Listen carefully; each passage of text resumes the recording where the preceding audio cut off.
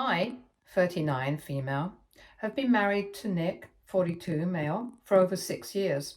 Both of us have a child from our previous marriages. I'm not mentioning my child by name because she isn't really relevant to the story. This is about Nick's son, Alex, 18. So, Nick and his first wife, Rosa, 43, female, got divorced when Nick was 2 years old. So, he grew up with divorced parents for most of his life. I have been in his life for a good 9 years, so I have a somewhat parental status as well. I will say that we had a decent relationship until what happened recently. I'll get into it in a bit. So, Alex has been dating his girlfriend Chloe for the last 2 years. They go to the same school together, and that's how they met. A week ago, Chloe randomly showed up to our house with Alex. Alex told us that Chloe got kicked out by her parents for some reason and she had nowhere to go. Chloe was crying while Alex explained that he is the only one she has, so he brought her to our place. For your information, Alex lives with us. He just finished graduation and hasn't decided on what to do. Chloe is in the same boat. In an emergency situation like this, Chloe didn't have anywhere to go, or at least that's what Alex said. I was sort of caught in the middle and allowed Chloe to live with us temporarily. Chloe and Alex were over the moon, but I was super skeptical. Nick was also a little wary of this entire thing, but the situation was pathetic and we didn't have it in us to be rude. I admit that I was also a little suspicious and you could say curious about this entire ordeal. Something about this didn't sit right with me. Nick and I have been very skeptical of their relationship because we have seen some red flags in the past. Chloe's young, but she's still very controlling and can be manipulative at times. I won't waste time going into details, but we have had reason to worry. We have tried to ask Alex if he was really happy with Chloe, and he mostly had positive things to say, but we had our little doubts. I should make it clear that none of this influenced our decision to do what we did. I was a little skeptical about Chloe's story of her parents kicking her out. I actually know these people, although not that personally. They didn't seem like the type to kick out their daughter out of the blue. It's not even an age thing because Chloe's elder sister still lives with them and she's 24. Things just weren't adding up and Chloe kept changing the reason why she got kicked out. When we would try to cross-check, she would just cry and Alex would accuse us of upsetting her. So we had to tread carefully. Chloe stayed with us for a week or so before the two of them finally came clean about why she was staying with us. Turns out, Chloe's pregnant with Alex's child. Alex and Chloe want to keep the baby and raise the child together. Chloe's parents are pretty religious, so she ran away from home before they could yell at her. Alex and Chloe then decided that they would just live with us and have us help them out in every way possible. They even had the audacity to tell me how they had planned to make us their free babysitter and cash cow while they had fun and tried to figure out what they wanted from life. I'm not kidding, guys. They literally said that they were too young not to enjoy life, and it was too early for them to start thinking about what career they would take. They didn't want to get a job just for the sake of raising their child. Basically, Nick and I, and possibly Rosa, would be the parents of the child while they got the legal and biological titles. They planned to take over all of the child's responsibilities once they had had their share of fun and gotten properly settled down. This was their plan. I was beyond pissed when they told me this, and that too, with a straight face. My husband wasn't home, so it was just me there. I'm pretty sure Alex and Chloe wouldn't have told me anything if I hadn't found the prenatal vitamins in the bathroom and questioned everyone in the house. Anyways, Alex and Chloe came clean to me and quickly realized that I wasn't happy or excited about their plans. I basically told them that they were being stupid and unrealistic because you can't raise kids with their mindsets. Chloe tried to say that we would help, but I shut her down right then and there. I told them that since they took this decision and this child is theirs, only they are responsible for looking after her or him. Nick and I weren't interested in being bonus parents or anything like that, especially since we already have a lot on our plates. Chloe then had the audacity to say that my teenage daughter can always help. Imagine that, guys. This woman was barely a week in my house and she was already making plans to parentify my teenage daughter. The three of us had a huge argument over everything, and I kept telling them that they were stupid and unrealistic. At one point, Alex told us that since they would be in this house, I would have to eventually step up, whether I liked it or not. That was my breaking point, and I calmly told them that they had a week to pack and find their own place. I told them that they are on their own because I won't be their free babysitter and ATM while they have fun with their lives. Since then, Alex and Chloe have been calling me names. Chloe usually cries and calls me heartless, while Alex has a lot of things to say. I tried talking to him in private and suggesting alternatives like adoption, but he wouldn't hear it. He said that he wants to raise his child like a real father, and I was being extremely unsupportive of his plans.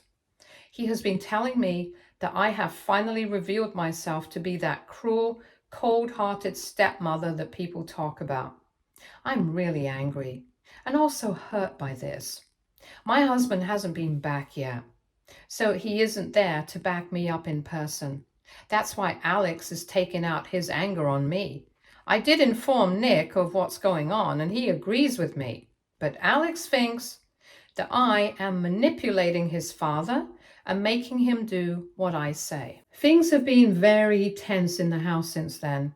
The two of them haven't even started looking at places, even when they have only 4 days left now. The two of them are acting very passive-aggressive, and it's really messing with my head. I don't know what to do about this situation.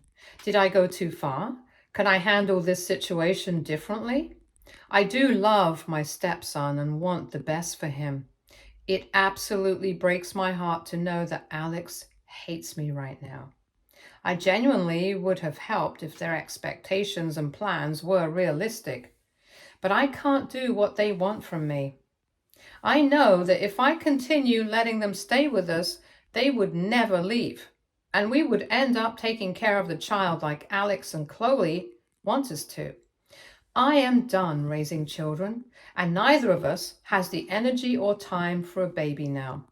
Nick doesn't want to raise a baby either. He barely has time for himself with all the work he has to do. He travels for work a lot and is gone half the time. That's why I had assumed a parental role in Alex's life in the first place. Alex knows very well that if he has a child and leaves him or her in our care, I will be the one doing everything. Alex's argument is that I am good at raising children, so this shouldn't be a problem at all. I highly disagree with him. Just because I raised 2 kids, that doesn't mean I am willing to do that for the rest of my family. I'm getting angry at Alex even as I'm writing this, but I still consider him my child. And I have been feeling bad about his situation. Nick has assured me that he's on my side, but he isn't here right now, so I'm facing Alex's anger. It's clouding my judgment and making me question stuff. Please help me understand if I'm in the right or if I should do things differently. Edit.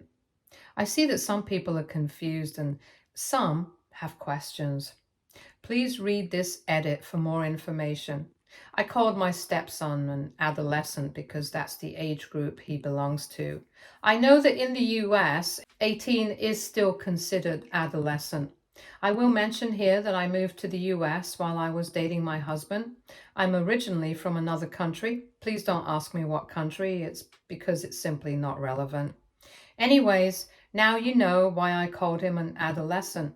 We are well within our rights to kick Alex out because he is not considered a child anymore and doesn't have a tenancy agreement with us. While I do want him out of the house, I am not going to just throw him and his pregnant girlfriend on the streets. That's cruel and downright rude. I tried to be a reasonable person and gave them a week to leave. There's plenty of time to make other arrangements, at least temporarily. I have a friend whose kid has found work fairly easily because there are lots of opportunities around. It will be minimum wage jobs and not something grand, but it's honest work, as they say. It's not like it's super difficult to get jobs here. Hell, I came from another country and found a job here just fine. Alex knows that there are jobs around, but he complains that they don't pay well and they are below his standards. The girlfriend has the same thing to say, so there's no crisis of jobs here. They simply don't like the options around. Somehow they think this is reason enough not to work and just depend on their parents for help. There were two people who were mad at me and my husband for abandoning Alex and not helping him in his time of need. You are also saying that his child is Nick and Rosa's grandchild, so they need to be a little more forgiving. None of us ever said that we wouldn't help. We are willing to pay for any medical costs and baby stuff. Alex and Chloe need to figure out how to have a roof over their head and food on the table. We will help them out, but we don't want to be taking over theirs and their child's responsibility. It doesn't help that Alex and Chloe don't want to go to college. Alex did have plans, but he is now saying that college isn't for him and he wouldn't have time while looking after the baby.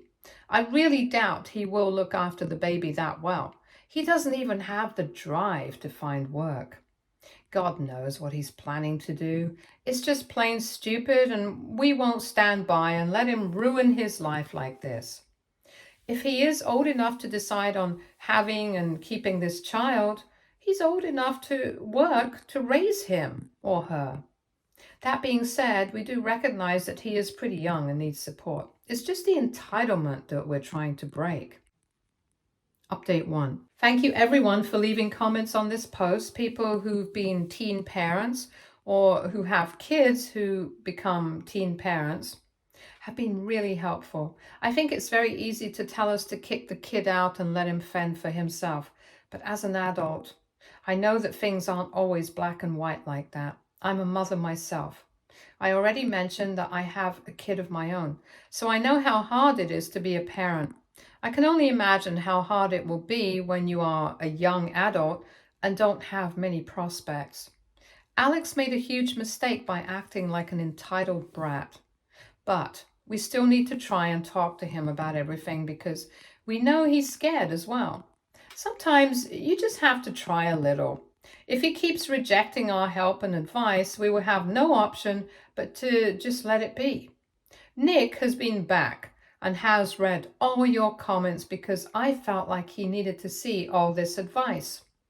He is the original parent, so he needs to know these more than I do. In the end, Nick and Rosa are the ones who will decide exactly what to do and how to help Alex.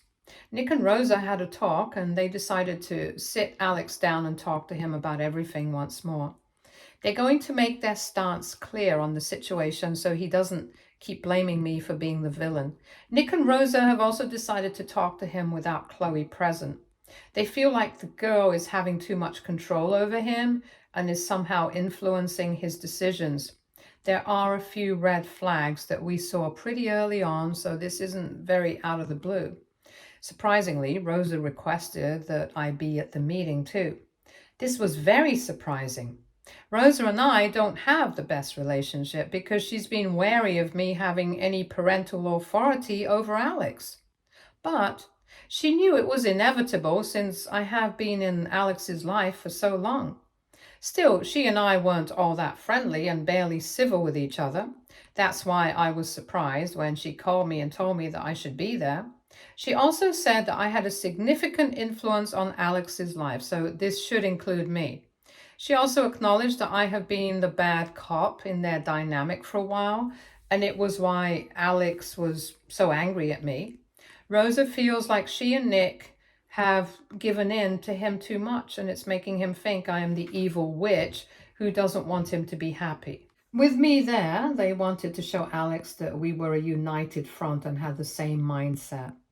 I am genuinely flattered by what Rosa's doing, especially since I never expected this from her.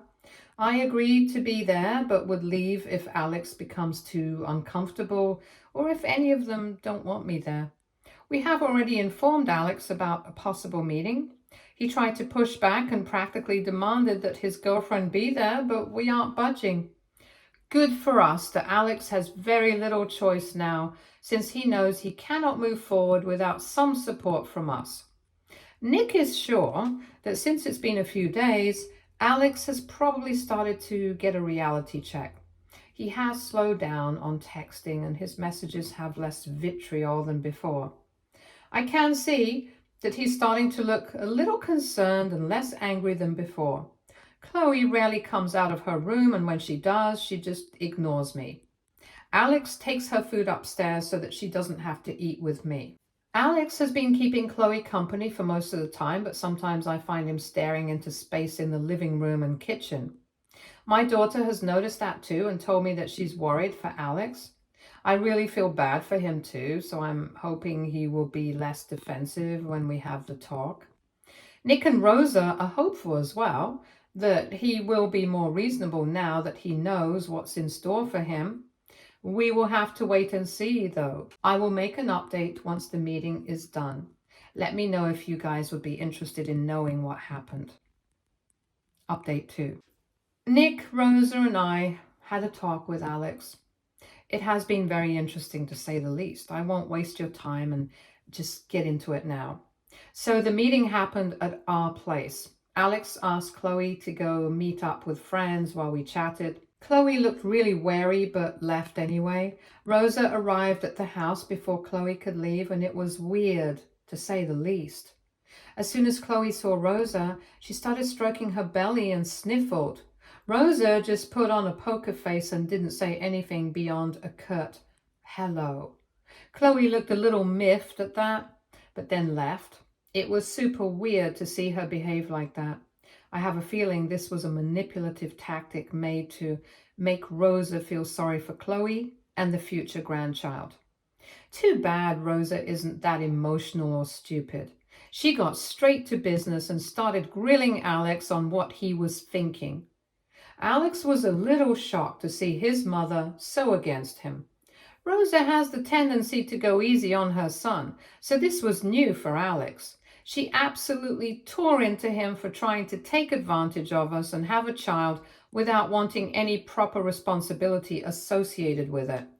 She also told him that he owes me an apology for calling me names just because I didn't go along with his plans. To his credit, Alex looked a little embarrassed and actually apologized to me. He said that he was scared and overwhelmed and was actually depending on me to help him out. Chloe often made comments about how I was assertive and took such great care of everyone, even when my husband wasn't home half the time. Alex said that he really looks up to me too, so when Chloe tried to tell him that I would help them figure things out and take care of the baby while they lived their lives, he believed her. When I told them that I wasn't going along with their plans, Alex panicked and took it out on me. It didn't help that Chloe was constantly telling him that I was being selfish and punishing them for getting pregnant. I told Alex there was no use pinning all the blame on Chloe because it was also his decision to take out his frustration on me. He agreed and apologized again. I chose to forgive him because he does mean a lot to me. I could also see that he was scared and panicked about everything. Nick, Rosa, and I then proceeded to lay out the reality in front of him and have him see exactly how much responsibility a child can have. He did encourage him to look at other options like adoption, but Alex looked sad at the prospect. Nick and Rosa then told him that if he really wants to raise this child, he needs to get whatever job he can find and start saving up for everything. We made it clear that he will only receive medical expenses from us and occasional babysitting privileges. Even then, we would have rules and boundaries about that. Since he insisted on having this kid, he needed to step up and be a real parent instead of an honorary one. I think Alex understood where we were coming from and agreed to start looking for jobs. He actually surprised us by saying that he has been looking at jobs and places already because he knows I don't bluff with my decisions. It was Chloe who was throwing a tantrum and threatening to leave him and take the child if he couldn't convince me to agree to their plans. At this point, I had something very important to ask him. I asked him if he was sure that Chloe's child was his. Alex immediately looked mad, but sort of stammered a little while telling us that the baby is his. I then decided to tell him what my daughter Riley, 16, female, had told me. Riley came to me the day before and told me that there had been a rumor in their friend's circle that Chloe had been going around with multiple people. You may wonder how my daughter knows all this.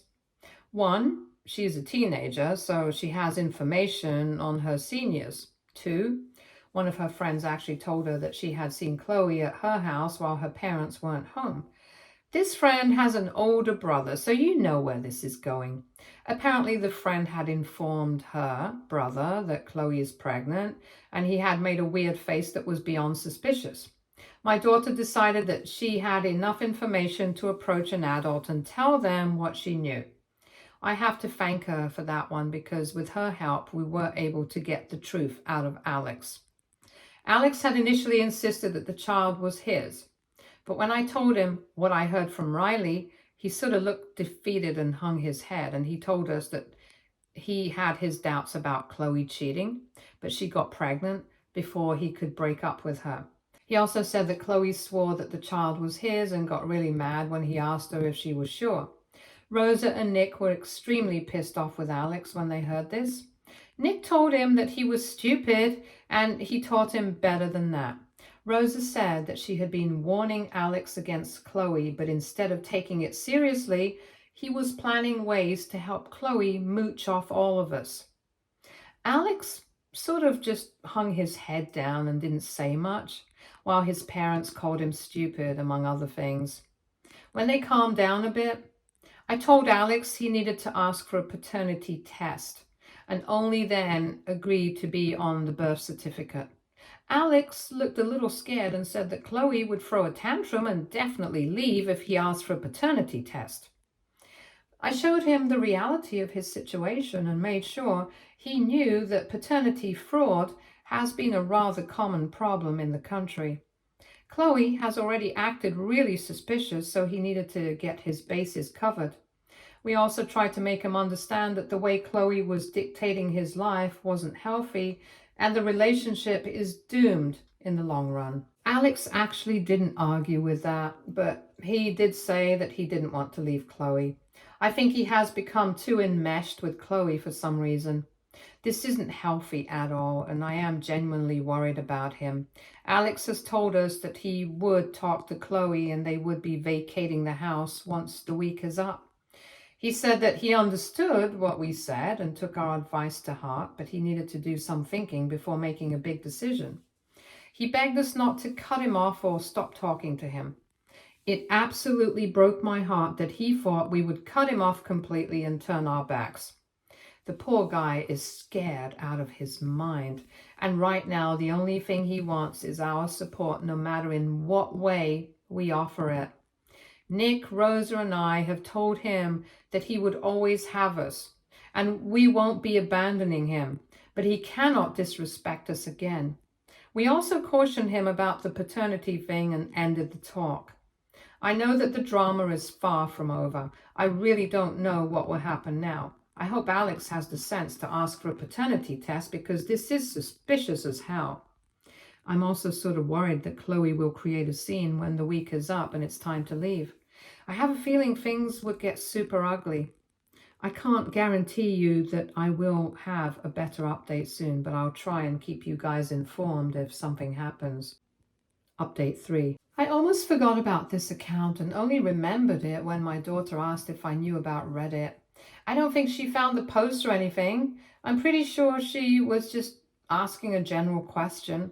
If she does find this post, I would like her to leave a comment here. Jokes aside, there have been a lot of developments on the Alex and Chloe situation. I really should have come back and made an update, but I forgot about it. I sincerely apologize for that. If anyone is still interested, here is the final update for you guys. So after that talk we had, Alex and Chloe began fighting regularly. Chloe was adamant that they continue to stay with us while Alex told her that they needed to leave. I tried to push the departure by subtly telling Chloe that I wasn't against calling the cops to get them removed. Chloe was mad as hell and tried to tattle to Nick about it. And when he agreed with me, she accused him of mistreating his future grandchild.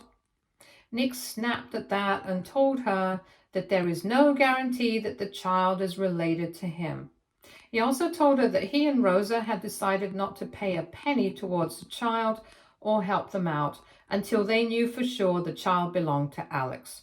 Since Alex was dragging his feet with the paternity thing, Nick and Rosa decided to take matters into their own hands and give Chloe an ultimatum. We all knew that Chloe had been depending on us for fun, so this had her backed into a corner. She tried to create trouble and call us horrible, but we stood firm. After the week was up, Alex and Chloe moved out but stayed separately. Alex and Chloe still didn't have jobs, so they had to temporarily move in with friends who were willing to take them in. I think it was a good thing that this separation happened because Alex got a hard reality check of how miserable he was with Chloe. I won't go into too many details, but Alex pushed for a prenatal paternity test and we even paid for it.